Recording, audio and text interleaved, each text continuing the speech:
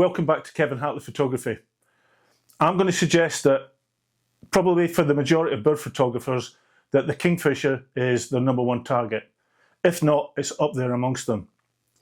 Kingfishers are a truly iconic bird, beautiful colours, beautiful plumage, and really the top shot you want of a kingfisher is of a kingfisher actually diving. And it can be considered to be one of the holy grails in bird photography.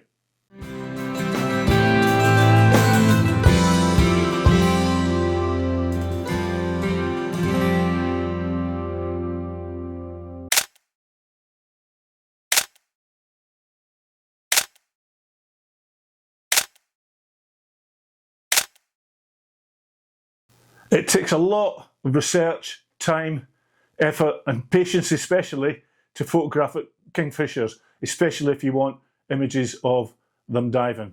I did a previous video on how to photograph kingfishers and it's my most popular video to date with over 75,000 views worldwide, and I'll leave a link to that at the end of this video. That's all about the kingfisher and how to photograph them. In this video, what I want to do is I want to look at how you give yourself the best opportunities and the best chances to get that iconic shot of the kingfisher diving. So what we'll do is we'll look at the equipment that you need, the settings, which are vitally important, my approach to photographing diving kingfishers, how to predict kingfisher behaviour, which is critical to getting those shots, and I'll give you some top tips along the way. So let's go. So how do we photograph a kingfisher diving? Well, in order to get frame-filling images, you have to get close as possible to the kingfishers. They're very small birds, and even on a full-frame camera sensor with a 500mm lens, you're looking at about a distance of about 4 meters if possible. That is from camera to subject distance. So what equipment we're going to need to be able to do that? The equipment we're going to need is as follows. Firstly, I would suggest that you're going to need a hide. Due to the short distances between yourself and the subject, you're either going to have to be in a commercial hide or a hide on a nature reserve or have your own pop-up hide. When it comes to cameras, you're looking at a DSLR or a mirrorless camera. Lenses, I'm going to suggest anything between 100 to 500mm should be adequate enough. Again, you're going to be close to the kingfisher, or you need to try and get as close as you can to kingfisher, and you're definitely going to need a tripod, without a shadow of a doubt. You're definitely going to need a tripod so that your camera's steady as you fire off as many shots as possible to get those images of the kingfisher diving. If your camera is capable of using a remote control, that is very handy. So if you've got a remote control, look to use that. Top tip, perches. If you can, introduce a perch where you know kingfishers are fishing and there's a good supply of fish where the kingfishers will return to time and time again. The perch needs to be placed within range of your camera to get those frame filling shots. And ensure that the perch that you use is strong enough to support the kingfisher, especially when it comes to them returning to the perch with their prey, where they will bash the fish against the perch before actually swallowing it. What we're going to do now is we're going to look at camera settings. And when photographing kingfishers diving, it's important to use camera and lens settings that allow you to capture sharp, detailed images of the kingfisher whilst it's in motion. At the beginning of the video, in the introduction, I showed a short clip, a 10-second sequence of a kingfisher diving for a fish, returning to its perch and then eating it. What you're about to see is the actual dive itself. From the moment the bird leaves the perch until the moment the bird gets back on the perch, it's about 2 seconds. So we'll have a little bit of a countdown, and I just want you to take in just how quickly these birds dive and get back to their perches.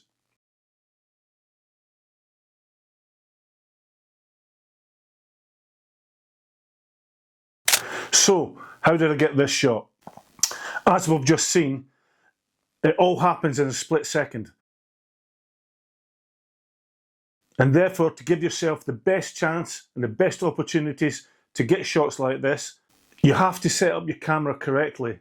Otherwise, you're going to miss those iconic shots of the kingfisher diving. When it comes to focusing, what I'm going to recommend is you set it to AFC or servo as it's known in Canon. Once the kingfisher dives, you have to keep shooting away. you need to keep your finger on the shutter button, and therefore that's why you need autofocus continuous or servo. You then need to set it to your highest frame rate, or if you've got electronic silent shutter, use this to give you an even faster frame rate if you have that feature on your camera. You need to remember you're only going to get about 2 seconds. Blink and you're going to miss it. Tracking.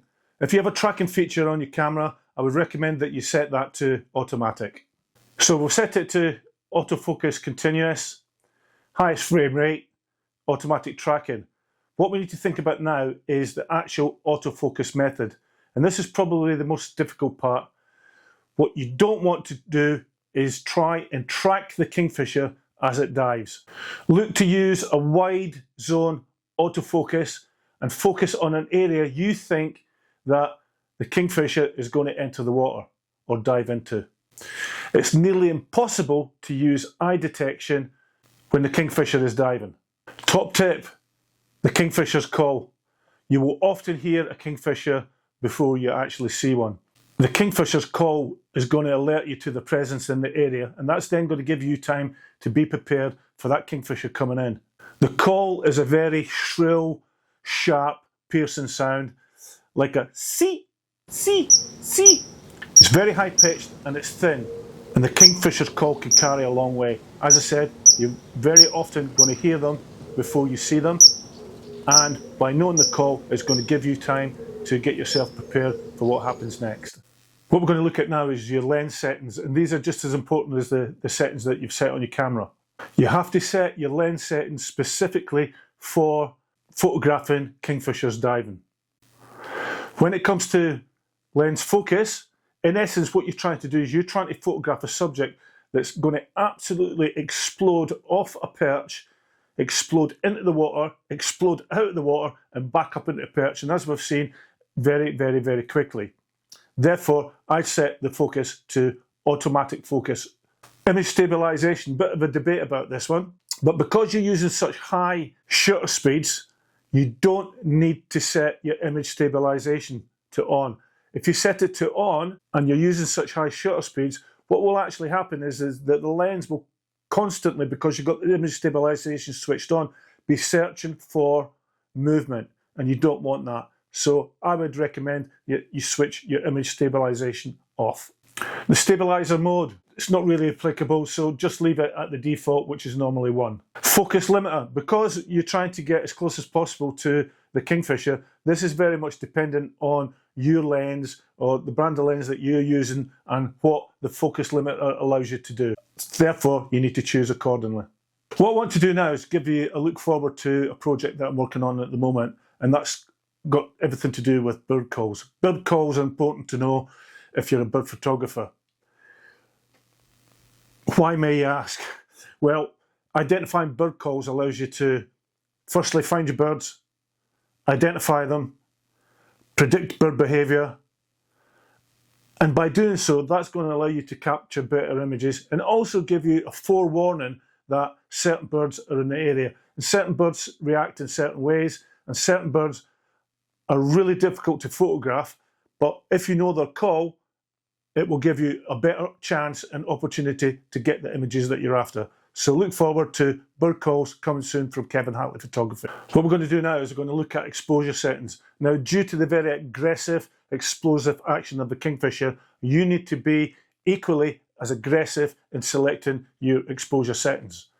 Shutter speed, start off with a minimum of 3,200th of a second, and if the light allows you, go up as high as you possibly can.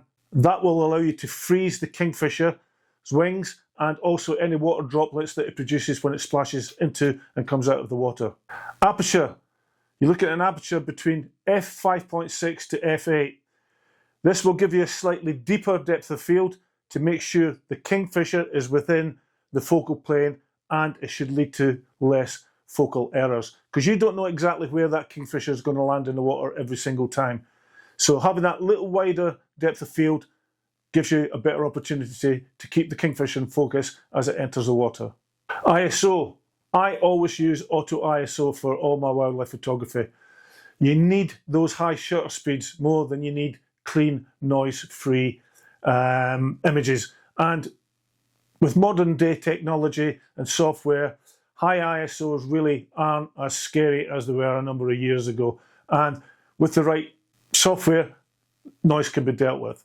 I did a previous video on editing for beginners in Lightroom, and I'll leave a link for that in the description below. Top tip, backgrounds. The background of an image is just as important as the actual image itself. So what you need to try and do is have a situation where the background is as far away as possible from your subject. And what that will do is it will create a bokeh, it will blur out the background, which will allow your Kingfisher and its beautiful colours to pop out. There's a basic principle used to measure the distances for a background, which is shown in this diagram here. So the minimum distance should be that the distance y between you and the Kingfisher, the distance between the Kingfisher and the background should be twice the distance of y, so 2y to the background. I did a previous video on backgrounds, and I'll leave a link for that in the description below. What we're going to do now is we're going to look at Kingfisher behaviour, which is really critical to trying to get these images of the Kingfishers diving. It's really critical if you want to capture a Kingfisher diving that you do not react to the Kingfisher diving, but that you anticipate what the Kingfisher is going to do before it dives. Let's meet Bob. The following is what I call the 5 steps to success in photographing a Kingfisher diving. So we've met Bob. Step 1 is Bob will arrive on the perch, and now's the time to get concentrating, get your static shots, and if you have a silent shutter, it's critical to use that. Step 2 is when Bob is about to dive, he will often bob his head. So the head will go back and it will go forward, back, forward, and then dive. And what he's doing is he's actually measuring the distance from the perch to the water and the depth at which the fish are lying. So step 3, this is when Bob dives. Quite simply, keep firing away, get as many shots off as you possibly can, and that's why you need your highest frame rate. Do not follow the Kingfisher. By using that wide focus zone that we talked about earlier, just keep pressing the trigger as the Kingfisher dives, and that should prevent you from getting soft images. If you have pre-capture available on your camera system, then this would also be a time to use pre-capture. Step 4 for Bob is when he splashes down. The dive isn't over when the Kingfisher hits the water.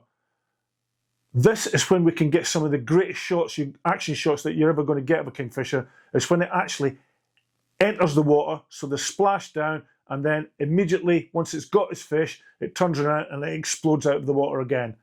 So just keep firing, firing, firing. Step 5 for Bob is called the return.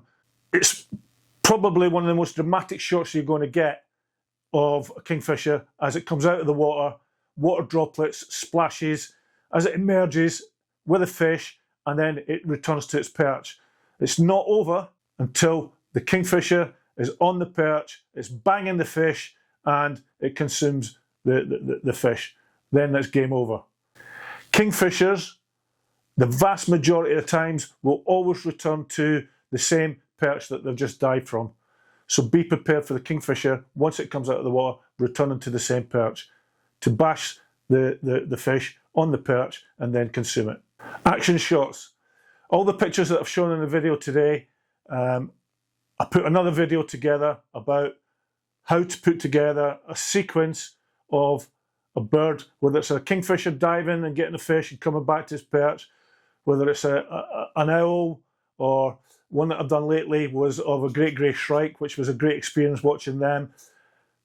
If you're interested in putting composite shots together, then I'll leave a link for that video in the description below. So what I want to do now is just leave you with some of my favourite images of Kingfishers whilst they're diving for food.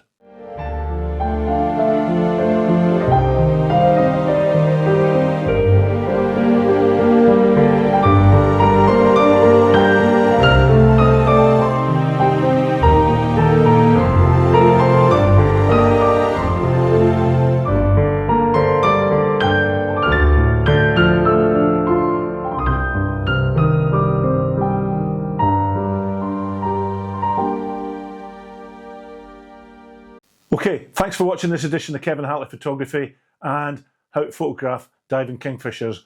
I hope you've enjoyed it as much as I have filmed it. I really did. The truly iconic birds, beautiful, beautiful, beautiful looking birds. And as I said, probably one of the most holy grail images you can get is of a kingfisher diving. So all I would ask is that if you've liked it, could you hit the like button? Could I also ask you to subscribe to my channel, Kevin Hatley Photography? It's completely free, it doesn't cost anything. And what it does is, it allows me to grow the channel and share with like-minded wildlife and bird photographers around the world my approach to photographing wildlife, especially birds here in the UK. So, until the next time, keep safe, take care, and I hope to see you soon. Bye for now.